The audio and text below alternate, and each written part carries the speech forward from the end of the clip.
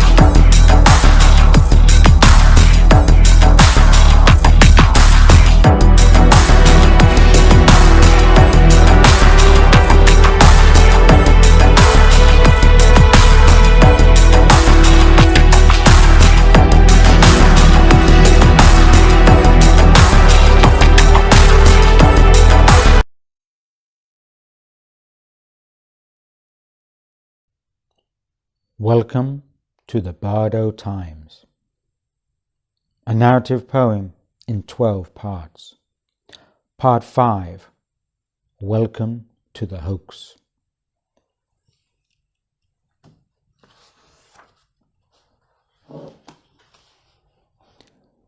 Welcome to the hoax. But who are you going to tell? The world is not only different from what we think it is, it's nothing like what we think it is, and that's the great hoax. The whole event never happened. Shakespeare said it best when he said, "All the world's a stage, and all the men and women merely players. They have their exits and their entrances, and one man in his time plays many parts." This illusory play is being taken to the extreme, to its illogical, logical end. Welcome to the play of perception. Welcome to the hoax.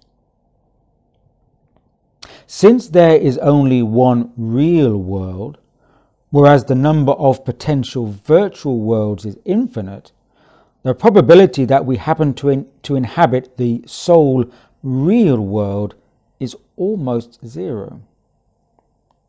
Are we living in a simulation? Life is beginning to seem more unreal than real. What's on offer is far more seductive and attractive than ever. The play becomes a pantomime.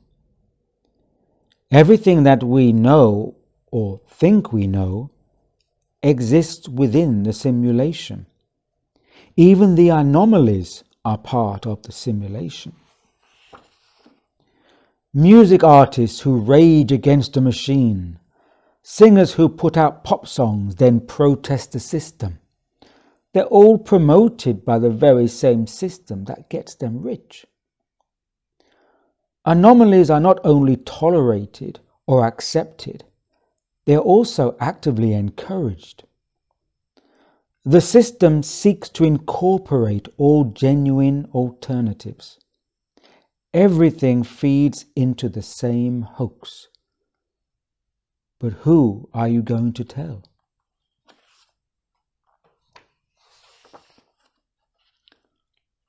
When people are willing to die to go to paradise, to kill to bring glory and honor, to destroy lives for a few bank digits, they are all adhering to their stories.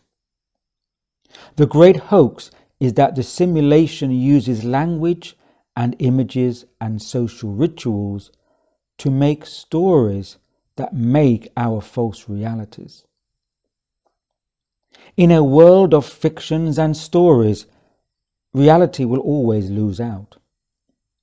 Reality, or the real, has always been forced to fit our stories of the world, and always will. Whether we are told the world is flat, that the earth is the center of the solar system, or that we will go to hell if we are bad, The conditioning of our stories will always force reality out of the picture. We live within a sea of stories, and these are the simulated programs. We live within a perpetual motion programming machine. The banality of popular culture is sold to us as the fascinating, the intoxicating, the entertaining, the alluring, the gameplay, the fun, and all the rest. But banality, whatever it is dressed up as, is still banal underneath.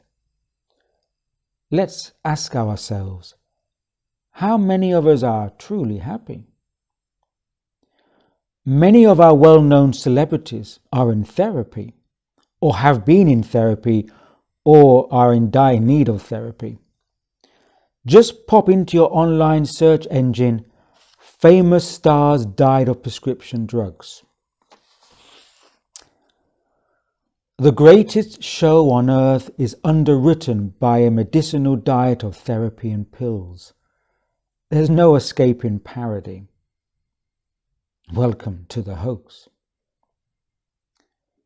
Everything, from our sense of choice, our politics, our economies, is manufactured and packaged for us, just like prescription drugs. We think we have free choice when we are asked to choose between A, B, or C. The illusion of choice distracts us from realizing the very absence and lack of choice. As they say, free election of masters does not abolish the masters or the slaves. Simulation plays with the notion of substitution, replication, and replacement. The replicants guard the portals to the void. We are obliterating the traces of our existence. We need to be alert, as there's little chance to walk away. Welcome to the hoax. But who are you going to tell?